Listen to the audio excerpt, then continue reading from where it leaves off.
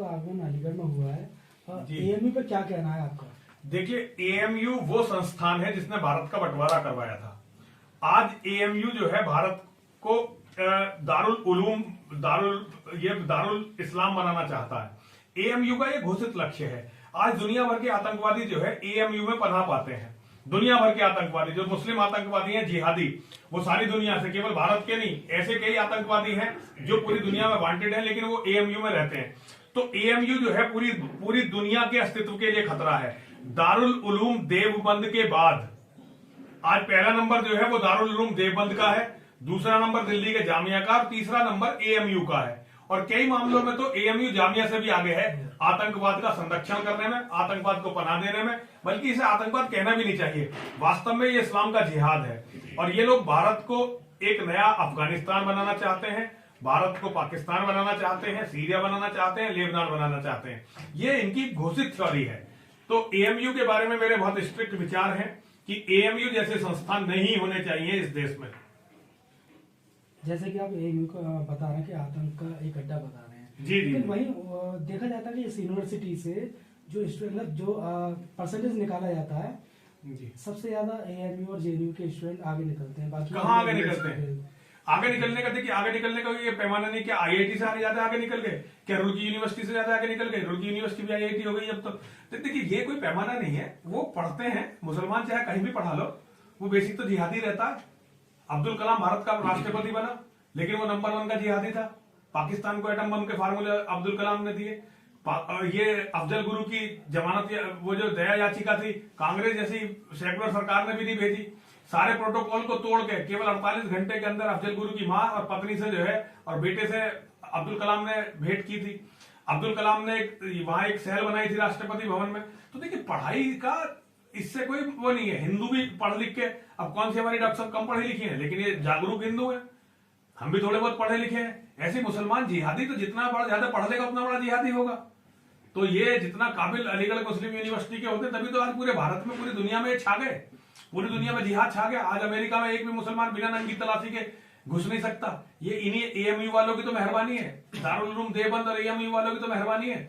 आज पूरी दुनिया में जो मुसलमान की 2 कौड़ी की भी इज्जत नहीं है, उसके लिए सबसे बड़े तो भारत के फंडामेंटलिस्ट जिम्मेदार हैं। अभी कल ही का जो एक यूट्यूब पर बड़ा वीडियो आ रहा है लड़की का, कि किस तरह से उसकी तलाशी ली गई अमेरिका में, केवल इसलिए कि वो मुसलमान थी। वो देन ही एएमयू और दारुल उलूम देवबंद की है। तो देखिए, पढ़ाई का इन चीजों से कोई लेना देना नहीं है। जो अनपढ़ मुसलमान है वो पत्थर मारता है, पत्थर मार के जिहाद करता है। और जो पढ़ा लिखा मुसलमान है, जो मैसाचुसेट्स में पढ़ता है, वो जो है हवाई जहाज को वर्ल्ड ट्रेड टावर से टकरा देता है। तो मुसलमान जितना ज्यादा पढ़ेगा उतना बड़ा जिहादी होगा। इसका मतलब जिहाद और पढ़ाई का क्या वो है, जितना बड़ा पढ़ा लिखा उतने वो काबिल जिहादी होगा। अब्दुल कलाम का जिक्र किया, और उनका और क्या लिंक होता है? देखिए, आप अभी गूगल पे ढूंढिए अब्दुल कलाम और अफजल गुरु का जो है संबंध, गूगल पे ढूंढिए, तब आपको समझ में आना शुरू होगा। उसके बाद फिर आप रिसर्च करिए, फिर आपको समझ में आएगा कि मैं क्या कह रहा हूं।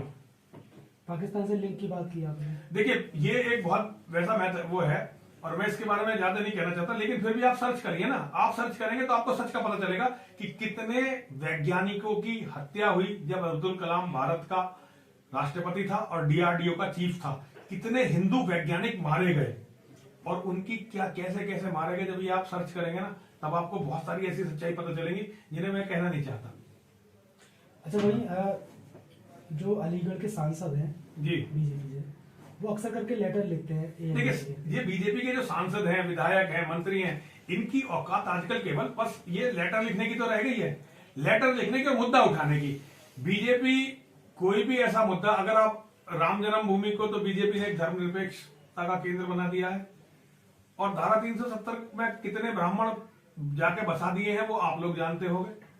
ये 2 ही बातें कहते हैं कि हमने ये 2 बहुत बड़े तोप चला दिए, लेकिन इसके सिवा हिंदुत्व को जरा सा भी फायदा बाल बराबरी भी बीजेपी के किसी नेता ने पहुंचाया हो, आपको पता चले तो मुझे जरूर बता देना। जैसे लेटर की बात हो रही थी, लेटर उन्होंने कई बार लिखे। तो लेटर से क्या होता है? जिन्ना की तस्वीर को लेके देखो, इससे लेटर से क्या, वो जाके हटा दे, वो तो बाहुबली है, जाके हटा देना। वो यहाँ के सांसद है, उन्हें धर्म के लिए कुछ करना चाहिए। लेटरबाजी कब तक चलती रहेगी?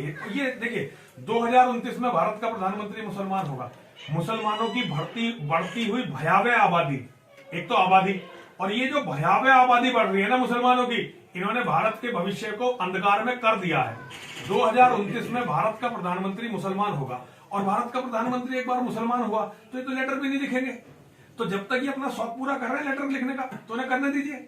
उसमें हमारा क्या जा रहा है? वो लेटर, वो अपने समर्थकों को मैसेज दे रहे हैं कि देखो हमने लेटर लिखा, कुछ हुआ नहीं।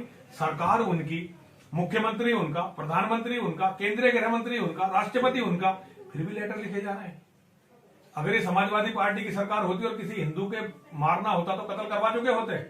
आप कह रहे 2029 में भारत का प्रधानमंत्री मुसलमान होगा, ये तय है। अब किस डेटा से? देखिए, डाटा जो हमसे छिपाया गया। आज स्थिति ये है कि आप कहीं भी जाकर सर्वे करवा लो, हिंदुओं के पास केवल मकान रह गए हैं, मकान में रहने वाला कोई नहीं रहा। किसी पॉश कॉलोनी में चले जाओ, गांव में चले जाओ, हिंदुओं के घर खाली हो चुके हैं। दूसरी तरफ मुसलमानों के घरों में रहने के लिए अब जगह नहीं है, वो शिफ्टों में सोते हैं। मुसलमानों में 10 साल से छोटे बच्चे हिंदुओं से 1.5 गुने हो चुके हैं। और ये डाटा आपके सामने आएगा। सरकारों ने अभी तक केवल हिंदुओं से सच को छुपाया है, चाहे कांग्रेस की सरकार हो चाहे बीजेपी की सरकार हो। हमारी सरकार से केवल आज तक एक ही मांग रही थी, पहले थी, वो आज नहीं है। मांग ये थी कि सरकार एक जनसंख्या नियंत्रण के लिए कठोर कानून बनाए, बहुत कठोर कानून। वो सरकारों ने बनाया नहीं, और अब बनाने से उसका फायदा नहीं, अब कुछ फायदा नहीं होने वाला, क्योंकि 2029 में तो भारत का प्रधानमंत्री मुसलमान बनेगा ही। और एक बार भारत का प्रधानमंत्री मुसलमान बना तो इस देश में कुछ भी अच्छा नहीं रह जाएगा। फिर लिख के रखिए ये, मैं तो उस दिन तक नहीं रहूंगा, मुझे तो ये जिहादी मार ही देंगे। लेकिन आप लोग देखेंगे अपनी आंखों से कि ये एक अफगानिस्तान बन जाएगा, जहां केवल लोगों की सड़ी गली लाशें, बदबूदार लाशें इधर उधर पड़ी होंगी, टूटी फूटी बिल्डिंगें होंगी, सारी यूनिवर्सिटी डैमेज हो जाएंगी, सब लोग कत्ल कर दिए जाएंगे। और इतना बुरा हाल यहाँ का होगा जैसा सीरिया का हुआ, लेबनान का हुआ, इराक का हुआ, वही भारत का हाल कर देंगे ये इस्लाम के जिहादी।